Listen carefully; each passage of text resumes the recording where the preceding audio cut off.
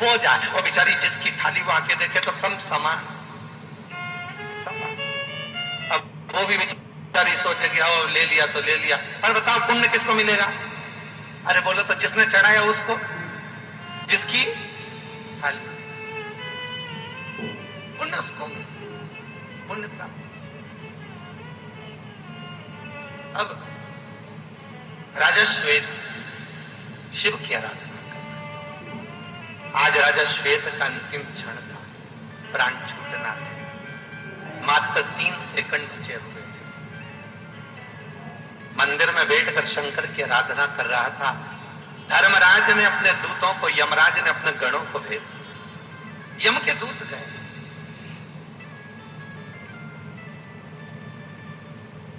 यमदूत जब गए और यमदूतों ने जाकर राजा श्वेत पर फंदा डाला मारने के लिए।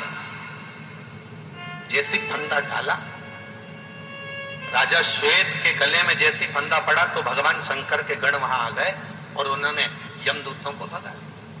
यमदूत ऊपर गए, यमराज ने पूछा ये तुम्हारे आंख किसने फोड़ दी? ये चेहरे पर लाल लाल क्या हो गया? पूरे हाथ पैर तोड़ कर आए, हुआ क्या है? तो कि हम वो राजा श्वेत को लेने के लिए गए थे, पर यमदूतों ने मार ठोक के हमारी ये हालत कर दी। खूब पीटा, खूब पीटा। ओहो, यमराज ने दूसरे यमदूतों को बुलाया, अब तुम जाओ।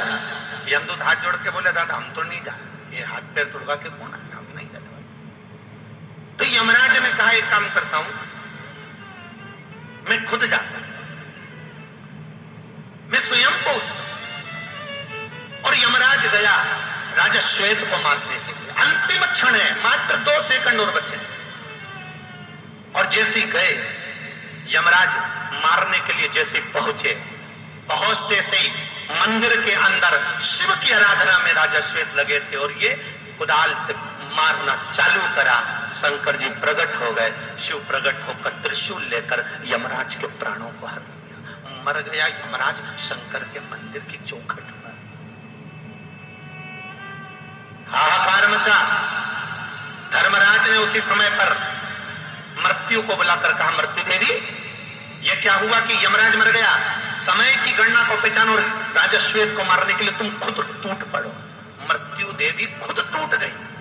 जैसी मृत्यु देवी टूटी, शंकर भगवान खड़े होकर त्रिशूल लेकर मृत्यु देवी को भी मार दिया।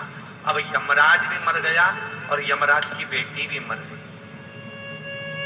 मृत्यु देवी किसकी लड़की है? यमराज की। मृत्यु देवी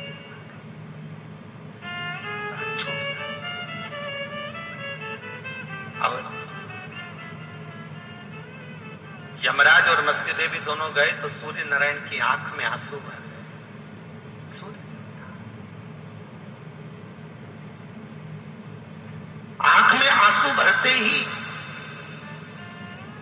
सूर्य नारायण भगवान विष्णु के पास जाकर बोले कि मेरा बेटा और मेरी पोती दोनों ही मर गए। वो तो धर्मशास्त्र को देखकर गए थे कि आज इसकी अंतिम दिन है, अंतिम तिथि है और इसको पकड़ना है। फिर क्या दिक्कत थी शंकर जी को? शंकर ने बीच में अड़चन क्यों उत्पन्न करी? तुरंत भगवान विष्णु, भगवान ब्रह्मा, 33 कोटि देवता शंकर भगवान के पास पहुंचे। भोलेनाथ हर हर। भगवान शिव के पास पहुंचे। भोलेनाथ, शंकर जी ने पूछा हुआ क्या? महाराज ये बताओ कि तुमने इस यमराज को और इस मृत्यु देवी को क्यों मारा? शंकर भगवान बोले मारने का कारण केवल इतना सा था कि ये बिना पूछे पृथ्वी पर आएंगे। उठा के ले जाना है, फ्रिज ले जाना है, कूलर ले जाना है, पहले घर के मालिक से पूछो तो सही। बोलो चीजियां सही है कि नहीं है? बोलो अच्छे से जोधपुर वालियों सही है ना? तो अगर किसी के घर में आओगे, कोई सामान उठाकर ले जाओगे तो पूछो तो सही कि हम ये ले जा सकते हैं। तो भगवान विष्णु ने पूछा, यमराज ने नहीं पूछा। नहीं तो क्या लेने आया था यमराज? तो कि राजा श्वेत को, तो ये तो इसका काम है, लेके जाएगा, ये बता के थोड़ी ना आएगा। तो शंकर भगवान बोले सुनो नारायण, ब्रह्मा, इंद्र जितने खड़े हो आज अच्छी तरह से सुन लेना। यदि पृथ्वी पर किसी के प्राण लेने के लिए आना है तो पहले शंकर से पूछना पड़ेगा कि ले जाऊं कि नहीं ले जाऊं, क्योंकि पूरी पृथ्वी मेरा घर है, घर में रहने वाले मेरे परिवार है, रहने वाला मेरा समाज है। यमराज को जीवित करा तब शिव ने, तब जीवित हुए। तब से नियम है कि किसी के भी प्राण छूटते हैं तो सबसे पहले पंडित महामृत्युंजय का पाठ बताते हैं, क्योंकि महामृत्युंजय चलेगा, शंकर का भजन करेंगे तो यम के दूत जब उठाने आएंगे तो पूछेंगे शिव से, ले जाए? शंकर बोलेंगे अभी मेरा भजन कर रहा, चुपचाप जा। अकाल मृत्यु वो मरे जो काम करे चंडाल का, काल उसका क्या बिगाड़े जो भक्त हो महाकाल का। शंकर का स्मरण करने वाला, शिव का भजन करने वाला कभी डिगता नहीं। क्या नहीं दिया? राम जी महाराज भजन में लीन हुए, क्या नहीं दिया? शंकर भगवान का भजन किया, प्रभु कृपा करिए। राम जी कहते हैं क्या चाहते हो? लंका पर विजय। शिव जी बोले स्थापना करो, पूजन करो। अगर लंका पर विजय भी चाहिए थी राम जी महाराज को तो सबसे पहले शिव का भजन करा। भगवान कृष्ण की 16,108 रानियां, एक भी औलाद नहीं हुई। जब भगवान कृष्ण के यहाँ एक संतान नहीं हुई तब भगवान कृष्ण की आंख में जल भर गया। गर्गाचार्य बाबा को बुलवाया, गुरुदेव आपने मेरा नाम कृष्ण रखा था, मेरी 16,108 रानियां हैं, मेरे यहाँ औलाद नहीं है, आप कृपा करिए। गर्गाचार्य बाबा ने कहा सुनो कृष्ण, यदि द्वारकापुरी के नजदीक में एक शिवलिंग का निर्माण कर तुम एक एक रानी के साथ में 11-11 दिन तक अभिषेक करोगे तो तुम्हारे यहां वंश बढ़ेगा। गर्गाचार्य जी ने जैसे ही कहा, गर्गाचार्य बाबा जैसे ही बोलते से ही भगवान कृष्ण एक एक रानी के साथ 11-11 दिन तक शिव जी का अभिषेक करे। शंकर भगवान प्रसन्न हो गए। कृष्ण मांगो तुम्हें क्या चाहिए? कृष्ण कहते हैं मेरे यहाँ औलाद नहीं। शंकर भगवान कहते हैं कृष्ण तुमने एक एक रानी के साथ में 11-11 दिन तक मेरा भजन करा है, मैं तुम्हें वर प्रदान करता हूं कि एक एक रानी से तुम्हें 11-11 संतान होगी। 10 छोरे 1 छोरी तुम्हें एक एक रानी से प्राप्त होंगे। 1,77,180 भगवान कृष्ण के बच्चे। किसकी कृपा से? बोलते जाओ जरा। शंकर। अब तुम्हें भी जितने चाहिए उतने दिन अभिषेक कर लो, शिव की कृपा है, शंकर की करुणा है।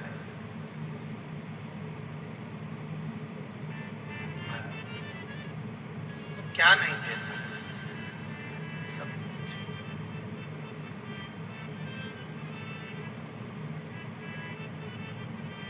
ऐसा कुछ है ही नहीं जो दे नहीं सकता। सर्वस्वता,